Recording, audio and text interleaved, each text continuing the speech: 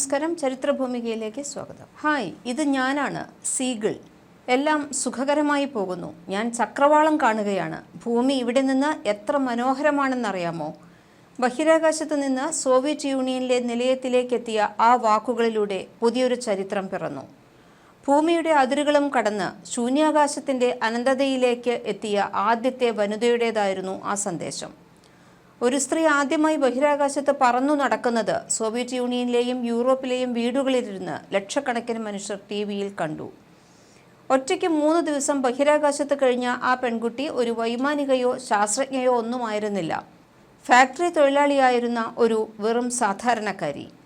ലോകത്തിൻ്റെ പല ഭാഗത്തും സ്ത്രീകൾക്ക് വീടിനു പുറത്തിറങ്ങാനോ വിദ്യാഭ്യാസം നേടാനോ പോലും അവകാശമില്ലാതിരുന്ന 1960കളുടെ തുടക്കകാലത്തായിരുന്നു ഈ ചരിത്ര സംഭവം ഉണ്ടായത്.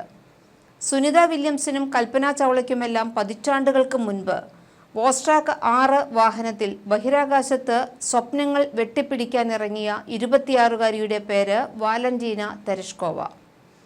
1937 മാർച്ച് 6-ന് റഷ്യയിലെ മാസ്ലെനിക്കോവ എന്ന സ്ഥലത്ത് ഒരു കർഷക കുടുംബത്തിലാണ് വാലന്റീന തെരഷ്കോവ ജനിക്കുന്നത്. അവളുടെ പിതാവ് ഒരു ട്രാക്ടർ ഡ്രൈവറും മാതാവ് നെയ്ത്തു തൊഴിലാളിയുമായിരുന്നു.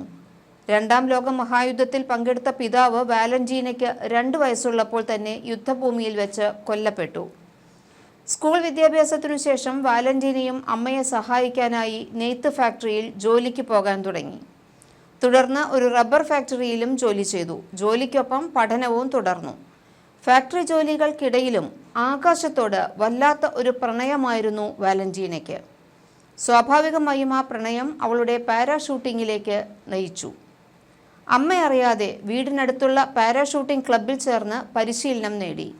സുഹൃത്തിൻ്റെ നിർബന്ധത്തിന് വഴങ്ങിയാണ് ആദ്യമായി ക്ലബ്ബിലെത്തുന്നത് എങ്കിലും ആദ്യ ചാട്ടത്തിൽ ആകാശത്തു നിന്നുള്ള വോൾഗ നദിയുടെ കാഴ്ച അവളെ കീഴ്പ്പെടുത്തിക്കളഞ്ഞു. ആകാശത്തു നിന്നുള്ള ചാട്ടം ഹരമായി മാറിയ വാലന്റീന ചെറിയ പ്രായത്തിൽ തന്നെ 100-ലേറെ തവണ പാരഷൂട്ടിൽ ചാടി. രാത്രിയിൽ പോലും വോൾഗ നദിക്ക് മുകളിലെ ആകാശത്ത് നിന്ന് ചാടി അവൾ എല്ലാവരെയും വിസ്മയിപ്പിച്ചു. ഇതിനിടയിൽ സോവിയറ്റ് പാർട്ടിയുടെ യുവജന വിഭാഗമായ കമ്മ്യൂണിസ്റ്റ് യൂത്ത് വിങ്ങിൽ ചേർന്നു. അതിൻ്റെ പ്രാദേശിക ഘടകത്തിൻ്റെ സെക്രട്ടറിയായി മാറുകയും ചെയ്തു.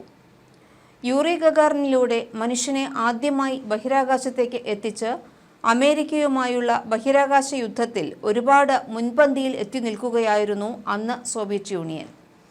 ഗഗാറിൻ്റെ ബഹിരാകാശ യാത്ര സോവിയറ്റ് നാട്ടിലെ എല്ലാ മനുഷ്യരെയും വലിയ രീതിയിൽ തന്നെ സ്വാധീനിച്ചിരുന്നു. ഭൂമിക്കപ്പുറത്തേക്കുള്ള സ്വപ്നങ്ങൾ കുട്ടികളിലും യുവാക്കളിലുമെല്ലാം ഒരു ഹരമായി മാറിയ കാലം.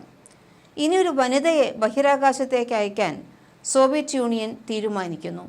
1961-ൽ പ്രഖ്യാപിച്ച പദ്ധതിയുടെ ചുമതലക്കാർ സാക്ഷാൽ യൂറി ഗഗാറിനും സോവിയറ്റ് ചീഫ് ഡിസൈനർ സാർഗെ കൊറോല്യോവുമായിരുന്നു. 1963-ൽ വിഭാവനം ചെയ്ത പദ്ധതിയിലേക്ക് വനിതാ സഞ്ചാരികളെ കണ്ടെത്താനും അവർക്കാവശ്യമായ പരിശീലനം നൽകാനും നടപടികൾ ആരംഭിച്ചു. 30 വയസ്സിൽ താഴെ പ്രായമുള്ള 70 കിലോയിൽ താഴെ ഭാരമുള്ള സ്ത്രീകൾക്കായിരുന്നു അപേക്ഷിക്കാനാവുക. ഇന്നേ വരെ ഒരു സ്ത്രീയും പോയിട്ടില്ലാത്ത അപകടം നിറഞ്ഞ ബഹിരാകാശ യാത്രയ്ക്കായി 400 സോവിയറ്റ് യുവതികളാണ് അപേക്ഷ നൽകിയത്.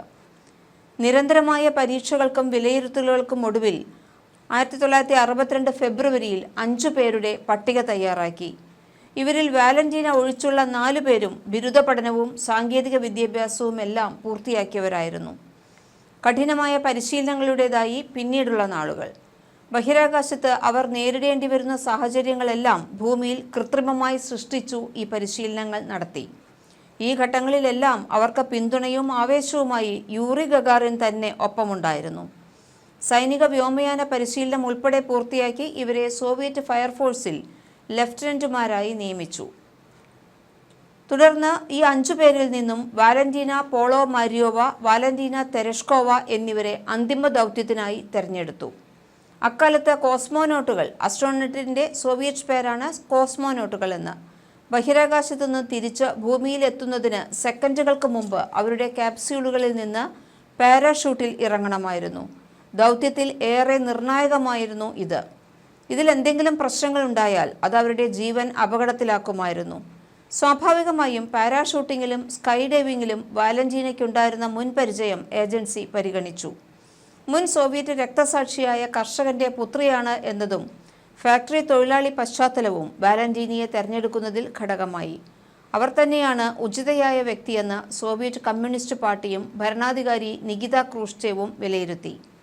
വോസ്റ്റാക്ക് 5-6 പേടകങ്ങളിൽ ഒന്നിനു പിറകെ ഒന്നായി വാലന്റീന പോളോമര്യോവയെയും വാലന്റീന തെരഷ്കോവയെയും ബഹിരാകാശത്ത് അയക്കാനാണ് ആദ്യം തീരുമാനിച്ചത്.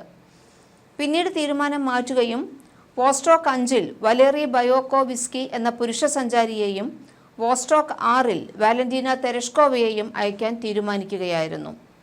1963 ജൂൺ 16-ന് കസാക്കിസ്ഥാനിലെ ബൈക്കനൂർ കോസ്മോഡ്രോമിൽ നിന്ന് വോസ്റ്റോക്ക് 6-ൽ 26-കാരിയായിരുന്ന വാലന്റീനയുമായി ബഹിരാകാശത്തേക്ക് കുതിച്ചുയർന്നു. ആർപ്പ് വിളികളോടെ ജന്മനാടവളെ അകലങ്ങളിലേക്ക് യാത്രയാക്കി. വാലന്റീനയുടെ റേഡിയോ സൈനായി നൽകിയത് സീഗിൾ എന്ന വാക്കായിരുന്നു. വിജയകരമായി വിക്ഷേപണം നടന്നതിന് പിന്നാലെ വാലന്റീനയുടെ ആദ്യ സന്ദേശം ഭൂമിയിലേക്കെത്തി. 3 ദിവസത്തോളം, കൃത്യമായി പറഞ്ഞാൽ 71 മണിക്കൂറും 12 മിനിറ്റും അവർ ഒറ്റയ്ക്ക് ബഹിരാകാശത്ത് ചെലവഴിച്ചു. ഇത് അമേരിക്കയുടെ മെർക്കുറി ദൗത്യത്തിലെ മുഴുവൻ ആസ്ട്രോനോട്ടുകളും കൂടെ ആകെ ചെലവഴിച്ചതിനേക്കാൾ കൂടുതലായിരുന്നു.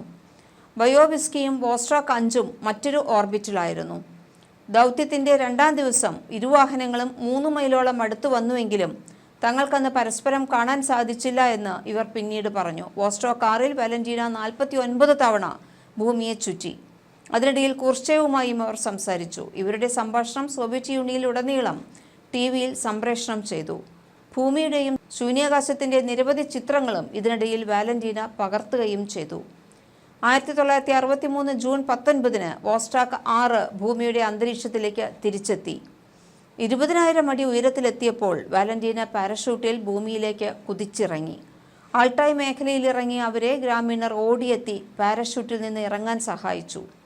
രാജ്യത്തിൻ്റെ വീരപുത്രിക്ക് സ്വപ്ന തുല്യമായ സ്വീകരണമാണ് സോവിയറ്റ് നാട് ഒരുക്കി വച്ചിരുന്നത്.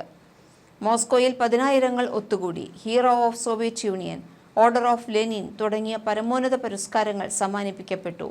കൂട്ടത്തിൽ മറ്റൊരു പ്രധാനപ്പെട്ട സമ്മാനവും വാലന്റീനയ്ക്കായി രാജ്യം കാത്തുവെച്ചു. യുദ്ധത്തിൽ തൻ്റെ അച്ഛൻ മരിച്ചു വീണയിടം കണ്ടെത്തിത്തരണമെന്ന് നേരത്തെ അവർ സർക്കാരിനോട് അഭ്യർത്ഥിച്ചിരുന്നു. അത് അംഗീകരിച്ച സർക്കാർ ആ സ്ഥലം കണ്ടെത്തി അവിടെ ഒരു സ്മാരകം തീർത്തു. ട്രാക്ടർ ഡ്രൈവറായിരുന്ന തൻ്റെ പ്രിയപ്പെട്ട അച്ഛനു വേണ്ടി മകൾ ചക്രവാളങ്ങൾ താണ്ടി വന്ന് നക്ഷത്രങ്ങൾക്കൊപ്പം തിളങ്ങി നേടിയെടുത്ത അംഗീകാരം. തിരിച്ചെത്തിയപ്പോഴേക്കും വാലന്റീനയുടെ പ്രശസ്തി സോവിയറ്റ് നാടും കടന്നുപോയിരുന്നു. പിന്നീട് അവർ നിരവധി വിദേശയാത്രകൾ നടത്തി. അന്താരാഷ്ട്ര വേദികളിൽ സോവിയറ്റ് യൂണിയന്റെ മുഖമായി മാറി. വൈകാതെ സോവിയറ്റ് കമ്മ്യൂണിസ്റ്റ് പാർട്ടിയുടെ കേന്ദ്ര കമ്മിറ്റി അംഗമായും പ്രവർത്തിച്ചു. ഭൂമിയുടെ അങ്ങേയറ്റത്തെ ഒരു വനിതയുടെ നേട്ടം ഇങ്ങ് ഇന്ത്യയിലും കേരളത്തിലുമെല്ലാം ആവേശം കൊള്ളിച്ചിരുന്നു. ബഹിരാകാശ വനിത എന്ന തലക്കെട്ടിൽ പിറ്റേ ദിവസം മലയാള പത്രങ്ങളിലെല്ലാം വൈകാരികമായ എഡിറ്റോറിയലുകൾ വന്നു. അന്നത്തെ ഇന്ത്യൻ രാഷ്ട്രപതി S. രാധാകൃഷ്ണൻ ക്രൂഷ്ചേവിനെ അഭിനന്ദിച്ച് സന്ദേശമയച്ചു. വാലന്റീനയുടെ ശബ്ദം ആകാശവാണി സംപ്രേഷണം ചെയ്തു. ബഹിരാകാശത്തേക്ക് പിന്നീട് ഒരിക്കലും പോയില്ലെങ്കിലും യൂറി ഗഗാറിൻ ബഹിരാകാശ പരിശീലന കേന്ദ്രത്തിൽ ട്രെയിനറായി ജോലിയിൽ പ്രവേശിച്ചു. 2 ബഹിരാകാശ യാത്രികർ വിവാഹിതരാകുന്ന അത്യപൂർവതയ്ക്കും അക്കാലത്ത് ലോകം സാക്ഷിയായി. ബഹിരാകാശ യാത്രികനായിരുന്ന ആൻഡ്രിയൻ നിക്കോളയേവും വാലന്റീനയും തമ്മിലുള്ള വിവാഹത്തിൽ കാരണവസ്ഥാനത്ത് നിന്നത് ക്രൂഷ്ചേവായിരുന്നു. കൂടുതൽ കഥകളുമായി വീണ്ടും വരാം. അതിനായി ചരിത്രഭൂമിക സബ്സ്ക്രൈബ് ചെയ്യും.